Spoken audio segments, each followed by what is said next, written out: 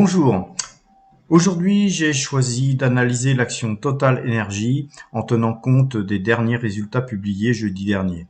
Le moins que l'on puisse dire, c'est que au-delà de chiffres excellents, Total n'extrait pas que du pétrole et du gaz, puisque Total Energy a extrait pas moins de 16 milliards de dollars de bénéfices en 2021.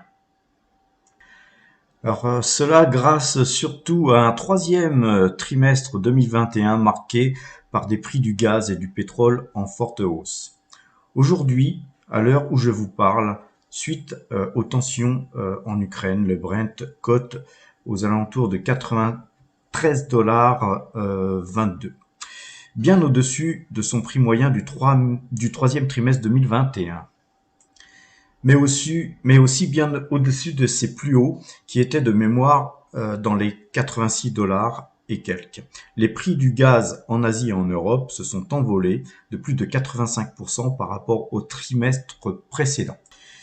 Et ce n'est certainement que le début, car comme je vous le dis depuis de nombreux mois, notamment sur fond de reprise économique, pour revenir aux chiffres sur la période de octobre, novembre et décembre 2021, Total Energy a engendré un résultat de 4,65 milliards, soit une progression de 66% par rapport au trimestre 2019. Les résultats opérationnels ajustés du groupe est ressorti à 5,37 milliards au troisième trimestre. Le dividende de 66 centimes versé trimestriellement sera augmenté de 5%, tout en poursuivant sa politique de réduction de la dette du groupe, en confirmant sa politique aussi de rachat d'actions. Et ce pour 1,5 milliard de dollars au quatrième trimestre. Et surtout, et ça c'est le plus important, en restant en capacité d'augmenter sa hausse de production. Moi, personnellement, je partage complètement la vision de Patrick Pouyanné, à voir les prix du pétrole et du gaz s'apprécier tout au long de l'année 2022. À cela s'ajoute que le niveau d'investissement de Total Energy n'est pas en reste. Avec 9 milliards de dollars sur les 9 premiers mois de 2021, on peut évaluer à peu près à 13 milliards de prévisions sur l'ensemble de l'année 2021 d'investissements qui seront faits, de nouveaux investissements qui seront faits pour améliorer la rentabilité du groupe. Mais comme je vous le dis depuis pas mal de temps sur Power Trade Investissement, Total est certainement la plus belle valeur de la cote française aujourd'hui. Mais elle est mal valorisée puisqu'elle cote seulement 52,25 € à la clôture vendredi, et cela malgré une hausse de 16,36% depuis le début de l'année.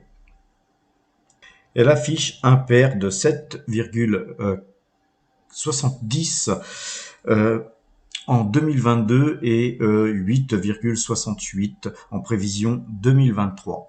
Et tout cela, les amis, avec un rendement pour 2022 affiché à 5,37% et une estimation à 5,46% en 2023. Ces rendements devraient continuer à s'apprécier au fil du temps suite au désendettement du groupe, au programme de rachat d'actions qui est relativement virulent, et de nouveaux investissements faits dans les énergies renouvelables notamment. Effectivement, Total Energy monte en puissance progressivement dans les secteurs de l'éolien flottant, mais aussi avec SunPower dans le photovoltaïque, l'hydrogène et des bornes de recharge électrique pour les voitures. La distribution aussi d'électricité aux particuliers et aux entreprises est en hausse constante. Pour rester dans les chiffres, Total ambitionne de passer de 35 gigawatts en 2021 à plus de 100 gigawatts en 2030, et ce n'est pas rien. Ce qui est magique, c'est surtout que tout cela sera financé par les énergies fossiles. Je pourrais passer évidemment des heures à vous convaincre que Total est un bon investissement, mais là n'est pas mon but ni mon propos. Mais les chiffres de création de valeur sur Power Trade le prouve. Notre portefeuille affiche 50%, un peu plus de 50% de nos allocations d'actifs sur Total, comme vous pouvez le voir sur ce fichier Excel.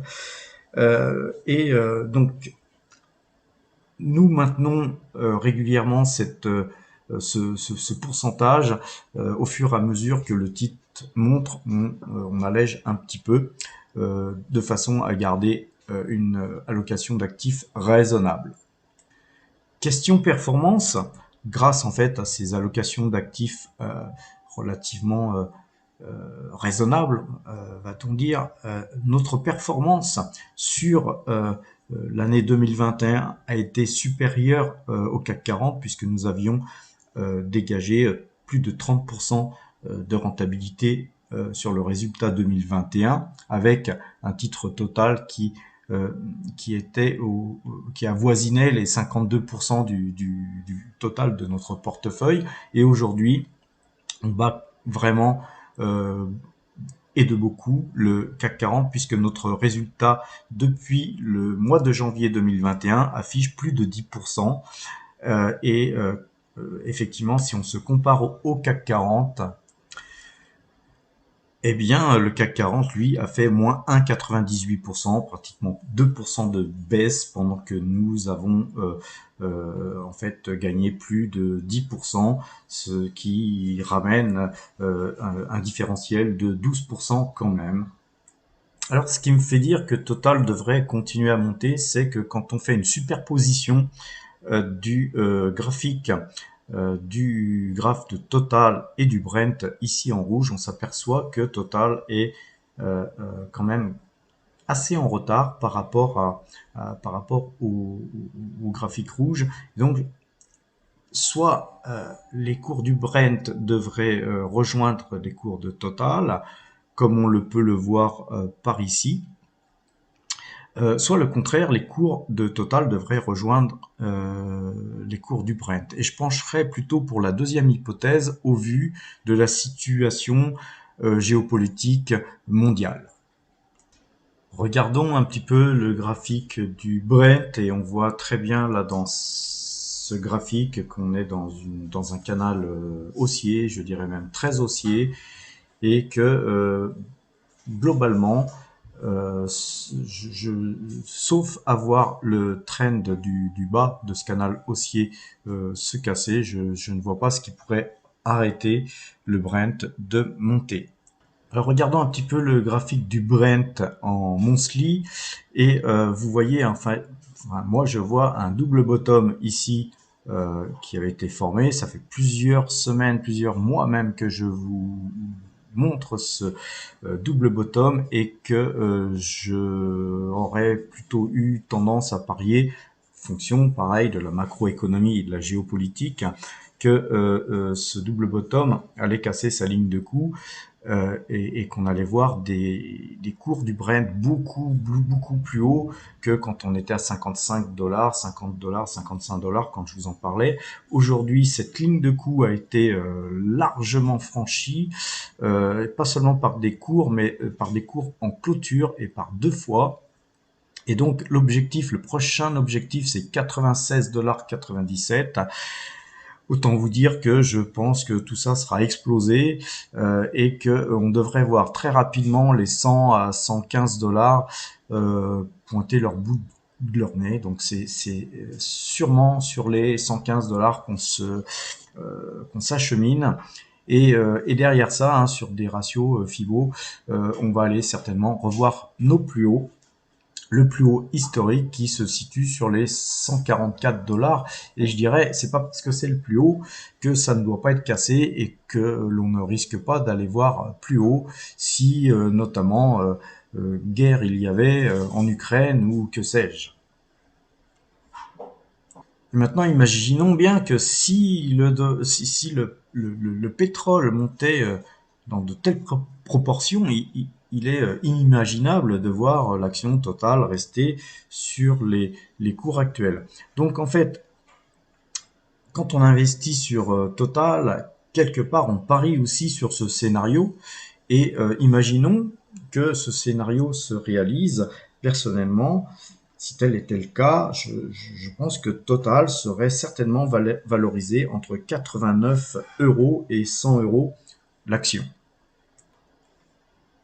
D'autant que tous les chiffres annoncés par Total jeudi dernier ne tiennent pas compte du redémarrage de la production de Clove phase 2, qui est une unité flottante de production de stockage et déchargement qui devrait atteindre plus de 40 000 barils jour en juin ou juillet 2022.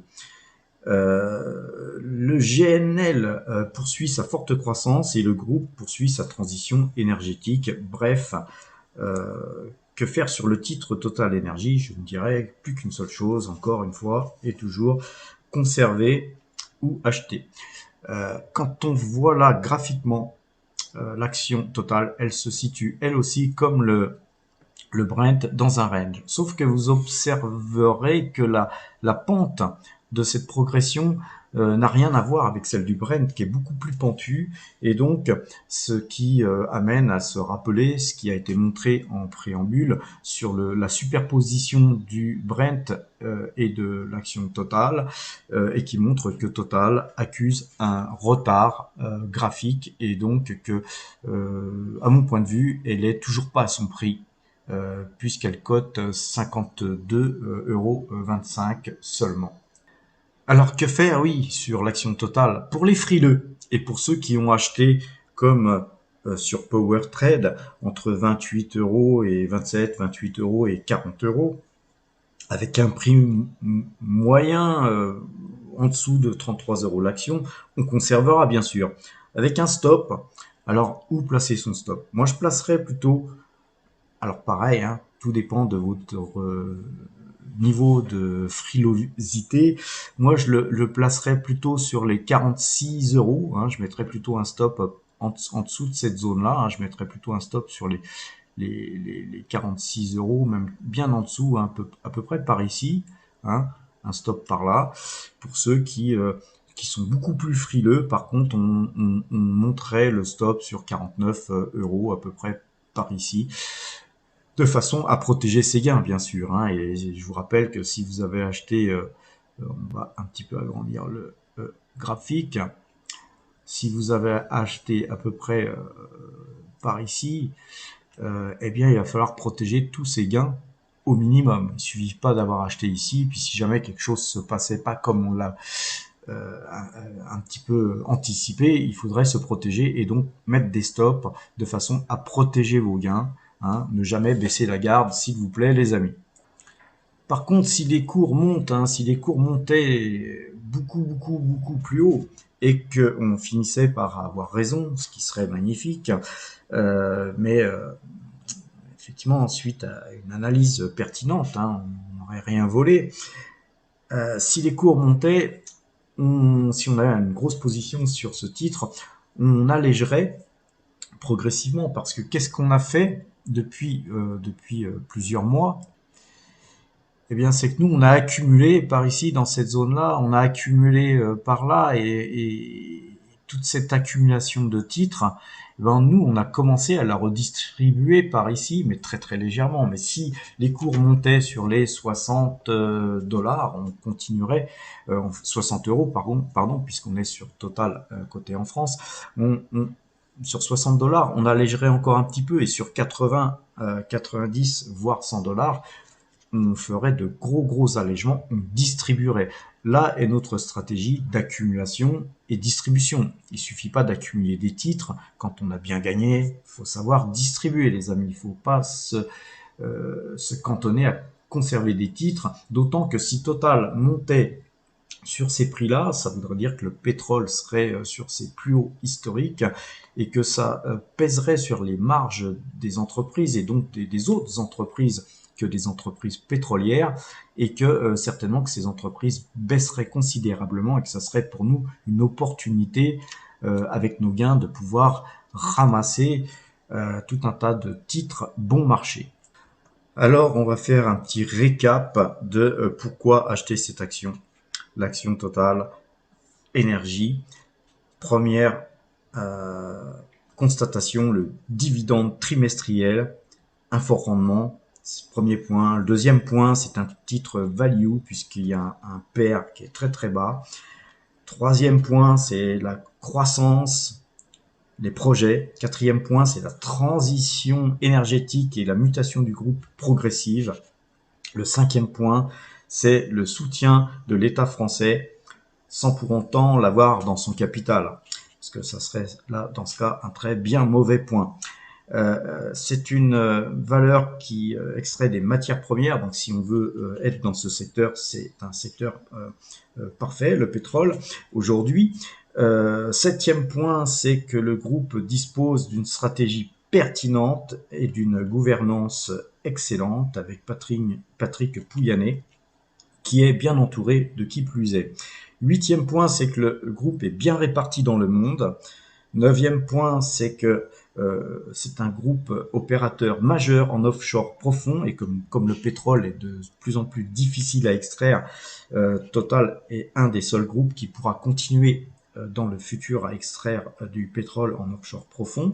Et le dixième et dernier point, et là on est dans des probabilités improbables aujourd'hui, c'est que c'est certainement le groupe par excellence qui sera en capacité de sauver le groupe EDF dans le futur, car EDF va de mal en pire, et que si Total veut être vraiment un groupe multi-énergie comme il le prétend, il faudrait qu'il puisse inclure, pourquoi pas, du nucléaire. Et moi, je ne serais pas étonné que dans les prochaines années, on n'ait pas ce groupe Total Energy qui viennent sauver et racheter et donc rafler en fait le groupe EDF qui sera certainement démantelé. Rappelez-vous, hein, regardez un petit peu ce petit organigramme que je vous affiche là actuellement. L'histoire de Total montre que Total, le Total Énergie que vous voyez aujourd'hui, il est issu de la société industrielle belge des pétroles en 1950 et 1988. Donc vous voyez que finalement, en une quarantaine d'années, le groupe a subi des profondes mutations pour devenir très rapidement la compagnie belge des pétroles, Petrofina. Je ne sais pas si vous vous rappelez, pour les plus vieux d'entre vous, Petrofina. Et ensuite, ce groupe est devenu Total, CFP, et puis Total en 1991-1999, enfin structuré.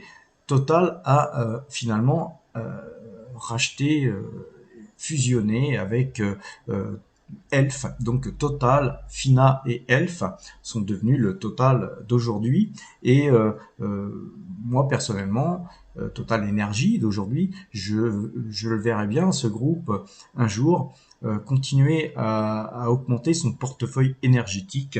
Et comme, si vous voulez, quand on fait de la bourse, hein, quand on investit, on essaye d'être visionnaire. Et c'est vrai que d'essayer d'entrevoir le rachat d'EDF dans le futur par le groupe Total, pour moi, a du sens. Personne n'en parle aujourd'hui, mais on verra ça dans quelques années, peut-être dans 5 ans, dans 10 ans. Mais imaginons ce groupe ainsi formé, combien vaudrait-il dans le futur? Et donc, je pense qu'il vaudrait bien plus que les 52 euros et quelques affichés au cours de clôture de vendredi. Voilà les amis, j'espère que j'ai été le plus concis possible sur l'analyse de ce titre et je vous dis à la semaine prochaine.